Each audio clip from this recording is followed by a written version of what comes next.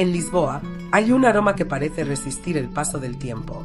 No proviene solo de la mantequilla caliente, ni del azúcar tostado en la superficie, ni de la fina masa que cruje al primer contacto con los dientes. Proviene de algo más antiguo, casi invisible, como si cada tanda llevara consigo un recuerdo preservado entre muros de piedra, voces bajas y gestos repetidos durante siglos. Antes de ser dulce, el pastel de Belém ya era un recuerdo. Hay alimentos que nutren.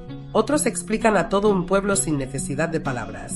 El pastel de Belém pertenece a esta segunda categoría, pequeño en las manos, pero inmenso en lo que representa. Porque dentro de esa delicada capa de masa y crema hay más que azúcar, leche y yema de huevo. Hay silencio conventual, supervivencia, secreto, comercio, viajes y una singular permanencia. La capacidad de seguir teniendo significado incluso después de tanto tiempo. ¿Y tú, que estás viendo este vídeo, deja un comentario abajo diciéndome desde qué ciudad y país lo estás viendo? Me alegra mucho saber a qué parte del mundo llega este vídeo.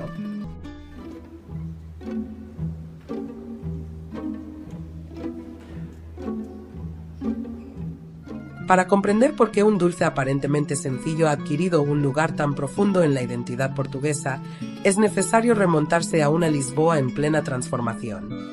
A principios del siglo XIX, Portugal atravesaba inestabilidad política, cambios económicos y el impacto directo de las revoluciones liberales que estaban reconfigurando el papel de la Iglesia en el país.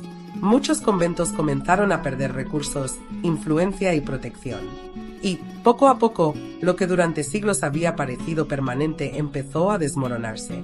En 1834, con la extinción oficial de las órdenes religiosas en Portugal, los conventos y monasterios dejaron de funcionar como antes. Monjes y monjas tuvieron que encontrar nuevas formas de sobrevivir en un país en rápida transformación. En Belém, junto al monasterio de los Jerónimos, no solo se practicaban la oración y la rutina religiosa, sino también el conocimiento acumulado durante generaciones, técnicas de conservación, panadería y repostería perfeccionadas en las cocinas del convento. El azúcar, por aquel entonces, ya ocupaba un lugar central en esta historia. Durante mucho tiempo, Portugal recibió enormes cantidades de azúcar de Brasil, especialmente de los ingenios azucareros coloniales que transformaron el Atlántico en una ruta permanente de mercancías y riqueza. Este ingrediente, que hoy parece común, fue durante siglos un símbolo de poder, abundancia y sofisticación. Y fue precisamente esta abundancia la que permitió a los conventos portugueses desarrollar una tradición confitera extraordinariamente rica. Las yemas, a su vez, surgieron casi como consecuencia práctica de otra antigua costumbre. Las claras se utilizaban para almidonar los hábitos religiosos, clarificar los vinos y preparar papeles finos. Lo que sobraba debía aprovecharse. De esta lógica surgió gran parte de los dulces conventuales portugueses, recetas en las que la yema, el azúcar y la paciencia se combinaban hasta alcanzar su textura característica. El pastel que más tarde se convertiría en símbolo nacional nació precisamente en esta confluencia de necesidad, abundancia e ingenio silencioso.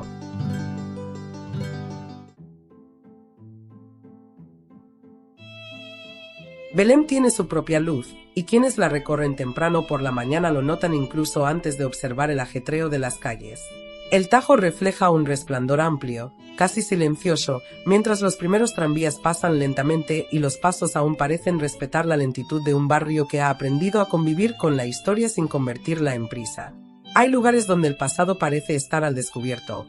En Belém, permanece mezclado con el presente como si nunca se hubiera ido. Apenas unos metros separan los grandes monumentos de los gestos más cotidianos. El monasterio de los Jerónimos se alza imponente, como hace siglos, pero a su alrededor hay gente tomando café, turistas buscando sombra, residentes cruzando la calle sin fijarse en las fachadas, como si se hubieran acostumbrado a lo extraordinario.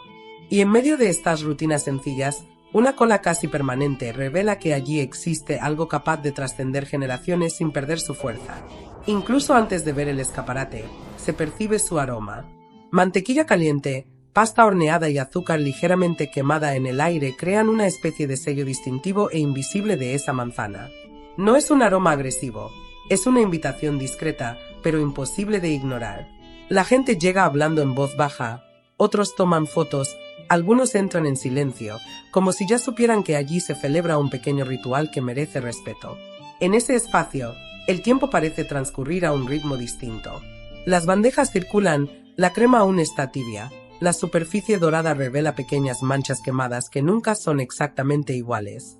Algunos comen despacio, otros espolvorean canela incluso antes del primer bocado, otros cierran los ojos al primer contacto con el sabor. Y quizás sea precisamente eso lo que hace que ciertos lugares sean tan perdurables, no solo ofrecen un producto, sino una sensación de permanencia. Y si te gustan historias como esta, donde la comida, la memoria y el territorio se encuentran, aprovecha esta oportunidad para suscribirte al canal, porque aún hay muchos sabores en el mundo que esconden historias tan profundas como esta.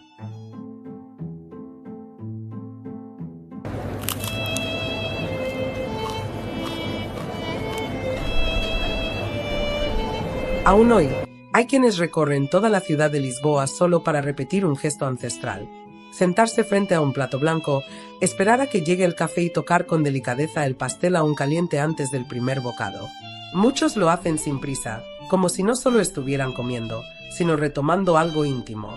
Hay ancianos que afirman frecuentar ese mismo lugar desde pequeños, cuando sus padres los llevaban los domingos después de misa, y hay nietos que hoy repiten con naturalidad un ritual heredado sin darse cuenta de que llevan consigo una tradición silenciosa. Lo curioso es que casi todos describen el momento de la misma manera. Primero el aroma, luego el calor, después ese breve instante en que el pastel se rompe y aparece la crema. En pocos segundos, el postre desaparece, pero el gesto permanece. Y quizás sea precisamente esta tranquila repetición la que transforma un alimento en memoria colectiva, porque ciertas recetas dejan de pertenecer a quienes las crearon y comienzan a pertenecer a quienes las experimentan. También están quienes, sin haber pensado jamás en política, conventos o azúcar colonial al probar un pastel de Belém, se dan cuenta de que hay algo diferente. Los turistas llegan esperando probar otro dulce famoso y terminan sorprendidos por la delicadeza de la masa, el equilibrio de la crema y el contraste entre la ligereza del exterior y la densidad del interior. Muchos toman fotos antes del primer bocado, pero luego guardan sus teléfonos porque el sabor exige presencia.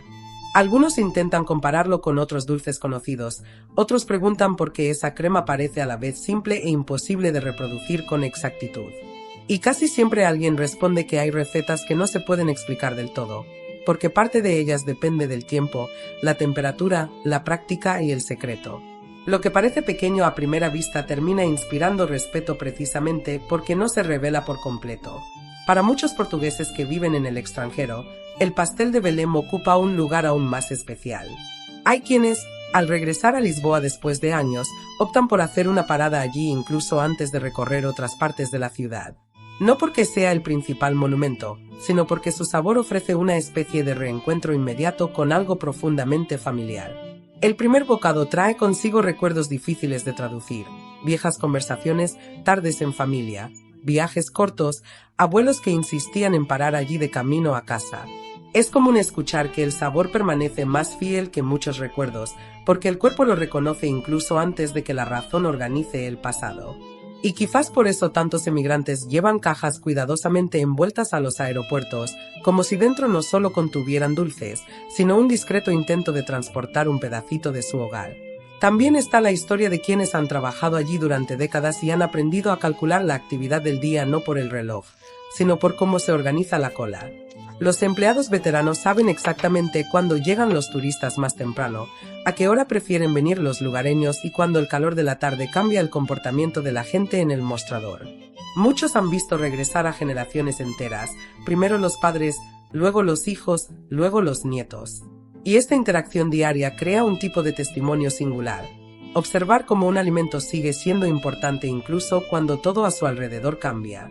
El barrio ha cambiado, la ciudad ha cambiado, el turismo ha crecido, los idiomas se han multiplicado dentro de la tienda, pero el gesto esencial permanece igual. Masa caliente, plato blanco, azúcar espolvoreada por encima, un breve silencio antes del primer bocado. Algunos dicen que la verdadera fuerza del pastel reside precisamente en su capacidad para atraer a distintos tipos de público sin perder su identidad. El ejecutivo apresurado, el estudiante, la pareja de ancianos, el turista extranjero, el taxista que pasa temprano por la mañana. Todos terminan compartiendo el mismo espacio sin darse cuenta. Durante unos minutos, las diferencias de rutina, edad u origen se suspenden ante un gesto común: comer algo pequeño, caliente y tradicional. Pocos alimentos logran esto con tanta naturalidad. Quizás porque el pastel no impone ceremonias excesivas, a pesar de tener una historia sofisticada. Sigue siendo accesible, cotidiano, casi demasiado simple a primera vista, y precisamente por eso, su profundidad resulta aún más sorprendente cuando se descubre todo lo que hay detrás. Y hay otro detalle que rara vez aparece en las descripciones breves: el sonido. El ligero crujido de la masa al tocarla, el golpeteo de la cucharita en la cafetera de porcelana, el azúcar cayendo en polvo fino, la conversación en voz baja alrededor, el pedido repetido cientos de veces al día. Son sonidos discretos pero fundamentales, porque ayudan a crear la atmósfera que hace de ese lugar algo más que un simple sitio turístico.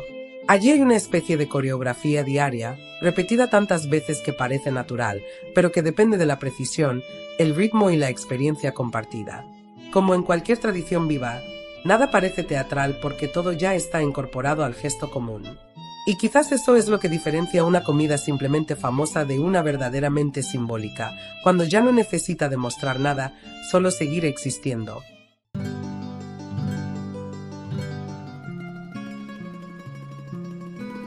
A primera vista, el pastel de Belén parece demasiado simple para albergar tanta historia. Pequeño, ligero, servido en pocos bocados, su tamaño casi engaña. Pero una mirada más atenta revela la precisión en cada detalle.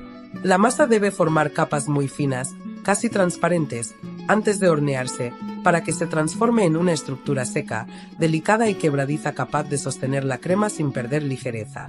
No puede ser demasiado gruesa, porque le robaría protagonismo al relleno, ni demasiado fina, porque perdería la resistencia necesaria al calor extremo del horno. El equilibrio es mínimo, casi imperceptible, y quizás por eso es tan difícil reproducirlo fielmente en otros lugares. Hay dulces que dependen de ingredientes raros. Este depende sobre todo de la proporción, la repetición y el dominio absoluto del tiempo. Cada unidad debe parecer natural, aunque conlleva una disciplina silenciosa que pocas recetas mantienen durante tanto tiempo sin sucumbir a la simplificación. La crema pastelera, a su vez, es donde la exquisitez realmente brilla. La consistencia perfecta no deja margen de error. Debe mantenerse densa sin volverse pesada, dulce sin ser empalagosa, tibia sin perder su suavidad. La yema de huevo domina la estructura, pero nunca debe ser dominante. El azúcar debe endulzar sin enmascarar el sabor de la leche, y la temperatura del horno hace el resto. Pequeñas manchas quemadas aparecen en la superficie como marcas inevitables de un calor intenso, rápido y casi violento que sella la capa superior sin endurecer el interior. Es precisamente este contraste lo que hace que la experiencia sea tan única. Por fuera, la masa ofrece una ligera resistencia. Por dentro, la crema pastelera parece aún estar en movimiento. Y cuando este momento se alcanza a la perfección, el postre deja de ser simplemente agradable y adquiere lo que define las recetas memorables, una textura imposible de olvidar. Mucho se habla de la receta secreta, pero quizás el verdadero secreto reside menos en la lista de ingredientes y más en su comportamiento bajo el calor. Porque la harina, la mantequilla, la leche, el azúcar y la yema de huevo existen en miles de cocinas alrededor del mundo. Lo que cambia es cómo se maneja cada elemento hasta el punto exacto en que deja de ser mera materia prima y comienza a generar una identidad propia. Durante décadas han surgido muchos intentos de imitación dentro y fuera de Portugal. Algunos se acercan, otros solo se asemejan vagamente al original. Pero casi siempre falta algo difícil de definir. A veces es el equilibrio de la grasa, a veces el horno, a veces la delicadeza de la masa, a veces simplemente el contexto en el que se sirve. Ciertas recetas no sobreviven simplemente porque son buenas, sobreviven porque han aprendido a depender de una serie de circunstancias que no son fáciles de reproducir. También hay una peculiaridad interesante en cómo se consume. Casi nunca se come con prisa, a pesar de su pequeño tamaño. El gesto de espolvorear azúcar glass o canela antes del primer bocado no es obligatorio, pero se ha convertido en parte del ritual. Algunos nunca usan nada, argumentando que la crema debe hablar por sí sola. Otros dicen que la canela completa el sabor y le da profundidad. Esta pequeña elección individual, repetida miles de veces al día, muestra cómo un alimento tradicional aún permite pequeños gestos personales sin perder su identidad. Porque el pastel sigue siendo el mismo, pero cada persona lo experimenta de una manera ligeramente diferente. Algunos muerden primero los bordes, otros parten el centro de inmediato, algunos esperan a que se enfríe. Otros insisten en comerlo cuando todavía está casi demasiado caliente. Es curioso cómo un dulce tan estandarizado aún conserva espacio para pequeñas intimidades. El calor del horno merece especial atención, ya que define mucho más que la apariencia, define la personalidad. Los hornos muy calientes hacen que la superficie se oscurezca rápidamente, creando esas manchas irregulares que ahora son casi una seña de identidad del pastel. No son defectos, son una parte esencial de su carácter. La crema necesita recibir suficiente calor para adquirir una estructura superior sin perder su suavidad interna. Es una especie de agresión controlada, y precisamente por eso es tan difícil de replicar sin práctica. Hay algo casi paradójico en este proceso. Un pastel delicado depende del calor extremo para alcanzar su forma ideal. Quizás esto explique por qué tantas recetas tradicionales conllevan una cierta lógica de transformación radical. Ingredientes sencillos entran al horno como materia ordinaria y salen con una identidad diferente, como si hubieran pasado por un pequeño rito de iniciación.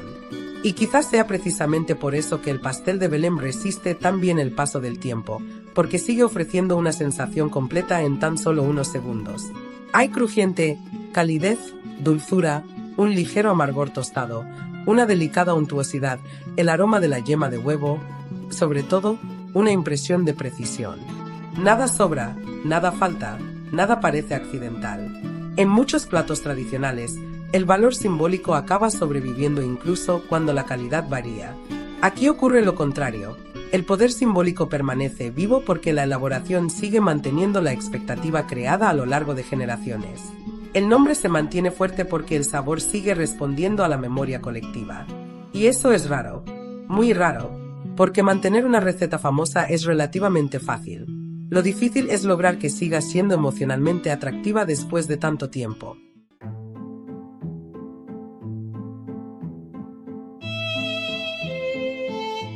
Quizás la mejor manera de entender por qué este postre provoca una reacción tan inmediata sea observar lo que sucede en el preciso instante del primer bocado.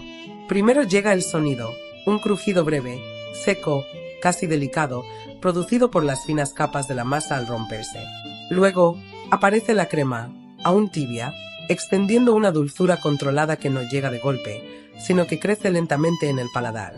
Es una experiencia construida por capas, como si cada elemento hubiera aprendido a entrar en el momento justo. El hojaldre se basa en un principio sencillo pero extremadamente exigente, capas alternas de grasa y harina en pliegues sucesivos que crean pequeñas burbujas de aire durante el horneado. Al entrar en contacto con el calor, estas capas se expanden y se separan, produciendo la ligereza quebradiza que define la sensación táctil inicial del hojaldre. El resultado no se puede masticar como el pan ni desmenuzar como una galleta. Necesita romperse antes de desmoronarse. La crema funciona según una lógica diferente. Aquí, el azúcar no solo endulza, también contribuye a la textura, ayudando a controlar la densidad al entrar en contacto con la yema de huevo y la leche a altas temperaturas. La consistencia ideal se encuentra dentro de un rango estrecho. Si es demasiado alta, se endurece, si es demasiado baja, pierde cuerpo. Por eso, el interior ideal siempre parece a punto de desbordarse sin llegar a hacerlo, manteniendo una consistencia que casi vibra dentro de la mezcla. Y quizás sea precisamente esta suma de pequeños detalles lo que explica por qué el pastel sigue siendo tan fascinante.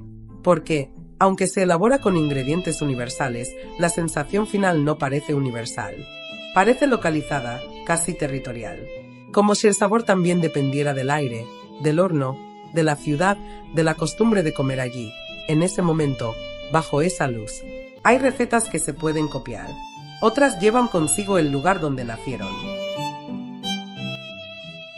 Hay algo profundamente colectivo en la forma en que se sigue disfrutando de este dulce en Portugal. Incluso cuando alguien lo come solo, casi siempre se percibe un sentimiento de compartir a su alrededor. Mesas juntas, bandejas que circulan, conversaciones interrumpidas solo por la llegada del café y el breve instante del primer bocado. El pastel rara vez aparece aislado de un contexto humano. Casi siempre viene acompañado de presencia. Quizás porque ciertos alimentos han adquirido un significado emocional que trasciende el gusto. En muchas familias portuguesas, una parada en Belém ha dejado de ser una simple excursión gastronómica para convertirse en parte de pequeñas tradiciones familiares que se repiten año tras año. Hay parejas que llevan a sus hijos, hijos que luego regresan de adultos, amigos que insisten en repetir la misma ruta cada vez que alguien visita Lisboa por primera vez. Por eso, este postre ha trascendido su condición de especialidad local y se ha convertido en una especie de símbolo accesible de la ciudad. No requiere ceremonia, ni reserva, ni ocasión especial. Basta con sentarse, pedirlo, esperar unos minutos y participar en algo que millones de personas ya han repetido. Esta sencillez quizás explique su éxito. Sigue siendo democrático sin perder su singularidad. Y, en definitiva, quizás esa sea la característica más poderosa de ciertas comidas tradicionales. Sobreviven porque aún logran unir a las personas sin esfuerzo, sin discursos ni explicaciones. El pastel llega a la mesa pequeño, casi discreto, pero algo más grande se organiza a su alrededor. Recuerdos, pausas, conversación y reconocimiento mutuo. Como si durante unos instantes todos comprendieran el valor de ese simple gesto.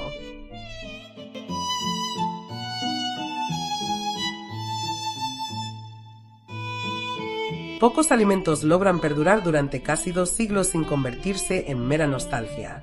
El pastel de Belém, tarta de crema portuguesa, consiguió algo aún más excepcional. Se mantuvo vivo sin perder su esencia.